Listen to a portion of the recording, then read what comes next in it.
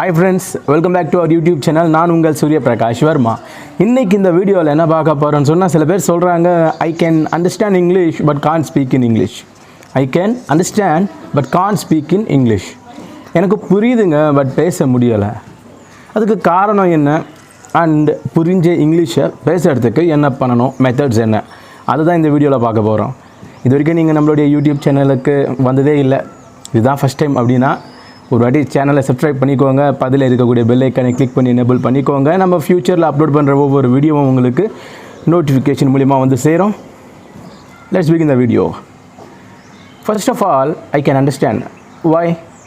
எனக்கு புரிஞ்சிக்கணுன்னாக்கா little amount of the efforts தாங்க தேவைப்படுது. அதுவே நான் பேசணுன்னாக்கா அதுக்கு ரொம்ப எஃபோர்ட்ஸ் தேவைப்படுது. ஸோ ஃபஸ்ட்டு ப்ராப்ளம் என்ன, எதனால் வந்து நம்மளால் இங்கிலீஷ் பேச முடியாமல் போகுது, அதுக்கு ப்ராப்ளம் என்னன்னாக்கா தேவையான வொக்காபுலரி இல்லாமல் இருக்குது. தேவையான வொக்காபுலரினா தேவையான வார்த்தைகள் நமக்கு தெரியாமல் இருக்கலாம். நம்பர் 2, தெரிந்த வார்த்தைகளை அதை எப்படி பயன்படுத்தணும்னு தெரியாமல் இருக்கலாம். வார்த்தைகள் தெரியும், அதை எங்கே பயன்படுத்தணும்னு தெரியாது. 3வது கிராமர் தெரியாமல் இருக்கலாம். 4வது கிராமர் தெரிந்தும் பேசுகிறதுக்கு பயமாக இருக்கலாம். இந்த 4 தாங்க காரணம். முதல்ல வார்த்தைகள் தெரியாமல் இருப்பது, 2வது தெரிந்த வார்த்தைகளை எங்கே எப்படி பயன்படுத்த வேண்டும் என்பது தெரியாமல் இருப்பது, 3வது கிராமர் தெரியாமல் இருப்பது, 4வது கிராமரும் தெரியும் வார்த்தைகளும் தெரியும், நான் பேச ஆரம்பிச்சிட்டேன்னா ஃப்ரெண்டுங்கெல்லாம் சேர்ந்து கலாய்ச்சிடுவாங்களே அப்படின்னு ஒரு மிஸ்டேக் பேசிடுவோமோ, நம்மளை எல்லாம் காமெடி பண்ணிவிடுவாங்களோ கலாய்ச்சிடுவாங்களோ அப்படின்ற ஒரு பயத்தில். பிஃபோர் கோயிங் டு தேட் நான் ஒரு விஷயத்தை நான் கன்ஃபார்ம் பண்ணணும்னு நினைக்கிறேங்க.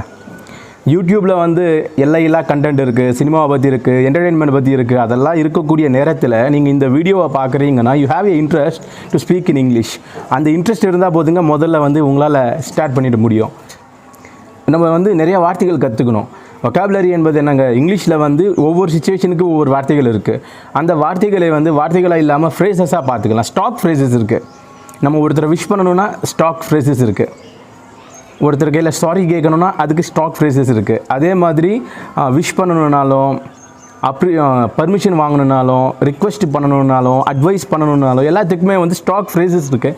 அந்த ஸ்டாக் ஃப்ரேசஸை நம்ம வந்து லேர்ன் பண்ணிக்கணும், முதல்ல கற்றுக்கலாம். ஒரு வாட்டி படித்தோம்னா தெரிஞ்சுக்க முடியும். ஆனால் மறுபடியும் அதை வந்து நம்ம வந்து பேச ஆரம்பிக்கும் போது தான் we can able to apply those words in our language. So we must learn all the important phrases, all the important vocabularies. Next என்ன பண்ணணுன்னாக்கா புது சென்டென்சஸ் கற்றுக்குறோம், ஃப்ரேசஸ் கற்றுக்குறோம். அட் த சேம் டைம் புது வார்த்தைகள் கற்றுக்கணும். அண்ட் கற்றுக்கிட்ட வார்த்தைகள் வந்து அப்படியே இருந்துட்டாக்கா போதாதுங்க, அதை எப்போ பயன்படுத்தணும்னு தெரிஞ்சுக்கணும். First of all we want to know when to apply those words, when to use those words. அப்போ நம்ம முதல்ல கற்றுக்கும் போதே வந்து ஒரு நாளைக்கு 5 வார்த்தைகள் கற்றுக்கணும் அப்படின்னு சில பேர் கற்றுப்பாங்க. அந்த வேர்ட்ஸ் கற்றுக்கிட்டு மறந்துகிட்டே இருக்காங்க. ஏன்னாக்கா நம்ம வந்து ஒரு விஷயத்தை வந்து பயன்படுத்தலைனாக்கா நம்ம மைண்டு வந்து இந்த வார்த்தைகள் இவங்க அதிகமாக பயன்படுத்தலை அதனால் மறந்துடுவோம் அப்படின்னு மறந்துவிடும். ஸோ என்ன பண்ணணுன்னாக்கா நம்ம அந்தந்த வார்த்தைகளை வந்து நம்ம அப்பப்போ ப்ராக்டிஸ் பண்ணிகிட்டே இருக்கணும். எப்படி? பைஹாடா, பட்டியா அப்படி இல்லைங்க.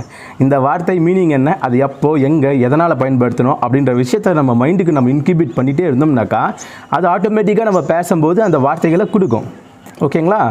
So learning of the words important. At the same time we must know when to use, where to use, when to apply those words in our conversation.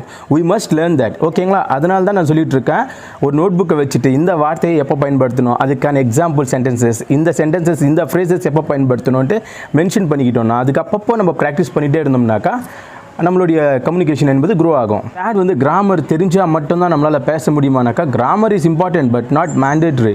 Grammar rules சிலது மட்டும் நம்மள மாதிரி யூடியூப் சேனல்ஸில் உங்களுக்கு நீங்கள் பார்க்கும்போதே உங்களுக்கு புரியும். ஸோ இந்த மாதிரி யூடியூப் சேனல்ஸில் தமிழ் மூலியமாக சொல்லிக் கொடுக்கக்கூடிய சேனல்ஸாக இருக்கலாம், இல்லை இங்கிலீஷ் டு இங்கிலீஷே நீங்கள் கற்றுக்கலாம். அந்த மாதிரியான கிராமர் வீடியோஸை பார்க்கும்போதே உங்களுக்கு ஓரளவுக்கு பேசுகிறதுக்கு தேவையான அளவுக்கு கிராமர் கற்றுக்க முடியும். காம்படிட்டிவ் சர்க்கிளுக்கு நீங்கள் ப்ராக்டிஸ் பண்ணிட்டு இருக்கீங்கனாக்கா நீங்கள் நிறைய படிக்கணும். பட் நான் பேசுகிறதுக்கு தான் எனக்கு தேவைப்படுதுனாக்கா உங்களுக்கு யூடியூப்பில் கிடைக்கக்கூடிய கண்டென்ட்டே வந்து மோர் தென் இனஃப். அதை வந்து நீங்கள் ப்ராக்டிஸ் பண்ணுங்கள். வீட்டில் வந்து ஓன் சென்டென்சஸ் அப்ளை பண்ணுங்கள். இப்போ நம்ம யூடியூப் சேனலில் கூட நான் நிறைய கிராமர் ரிலேட்டட் வீடியோஸ் அப்லோட் பண்ணிகிட்ருக்கேன். Important daily used sentences upload பண்ணிகிட்ருக்கேன். நீங்கள் ஒரு வாட்டி பாருங்கள். நான் நம்ம சேனலே பார்க்கணும்னு சொல்ல, எந்த சேனலாக இருந்தாலும் பாருங்கள், உங்களுக்கு புரியணும். அதை நீங்கள் ப்ராக்டிஸ் பண்ணுங்கள். லேர்ன் பண்ணதை ப்ராக்டிஸ் பண்ணாத பட்சத்தில் நமக்கான சொந்த அறிவாக இருக்காது. நம்ம பார்க்கறது நம்மளுடைய இன்ஃபர்மேஷன். அந்த இன்ஃபர்மேஷன் நமக்குள்ள நாலேஜாக மாறணும்னா we have to practice on it. அது மேலே நம்ம ப்ராக்டிஸ் பண்ணும்போது அது நாலேஜாக மாறும். அதை நம்ம கன்சிஸ்டன்சியாக பண்ணிகிட்டே இருக்கும்போது அது நமக்குள்ள விஸ்டமாக இருக்கும். ஓகேங்களா? ஸோ இன்ஃபர்மேஷனாக இருக்கிறதும் நாலேஜாக மாறுறதும் விஸ்டமாக மாறுறதும் உங்களுடைய ப்ராக்டிஸில் தான் இருக்குது. அண்ட் ஃப்ரெண்ட்ஸுங்களை பற்றி நீங்கள் வந்து இன்சல்ட் பண்ணுவாங்க, கேலி பண்ணுவாங்கன்ற மாதிரி எந்த நினப்பும் வேணாங்க. உங்களுக்கு நீங்கள் இம்ப்ரூவ்மெண்ட் ஆகணும். ஸ்டார்டிங்கில் அப்பா வந்துட்டாம்பா இங்கிலீஷ் தோறா என்னம்மா இங்கிலீஷ் பீட்டுறான் அப்படின்வாங்க. நீங்கள் நல்லா பேசிட்டீங்கன்னா மச்சான் அவனை பார்த்தா எனக்கு ரொம்ப பெருமையாக இருக்குடா, நானும் உங்கள் கையில் நானும் உங்ககிட்ட இங்கிலீஷ்லேயே பேசுன்னு சொல்ல ஆரம்பிச்சிருவாங்க. யூடியூப்பில் நிறைய சேனல்ஸை நீங்கள் பார்த்துருக்கலாம், இல்லை புக்ஸை பயங்கரமாக படிச்சிருக்கலாம். இதெல்லாம் படித்தேன், இதெல்லாம் பார்த்தேன், ஆனாலும் வந்து வரலைன்னு சொன்னாக்கா, நீங்கள் வந்து ஒரு வீடியோ பார்க்குறீங்க, பைக்கை எப்படி ரன் பண்ணணும், ஓகே இப்படி தான் சாவி போடணும், இப்படி தான் கியர் போடணும், இப்படி தான் ரைஸ் பண்ணணும்னு போயினே இருந்தால் முடியுமா? நம்ம வண்டி ஓட்டி ப்ராக்டிஸ் பண்ணால் மட்டும்தான் நம்மளால் வண்டி ஓட்ட முடியும். ஸ்விம்மிங் பற்றி எல்லா வீடியோ பார்த்துட்டு நம்ம நேராக போயிட்டு ஸ்விம்மிங் பூலில் இறங்கி நீச்சல் அடிக்க முடியுமா? ப்ராக்டிஸ் பண்ணாதாங்க முடியும். அதே மாதிரி இங்கிலீஷ் கூட நீங்கள் வீடியோ பார்த்துருக்கலாம், புக்ஸை படிச்சிருக்கலாம், பட் ப்ராக்டிஸ் பண்ணாத பட்சத்தில் உங்களால் பேச முடியாது.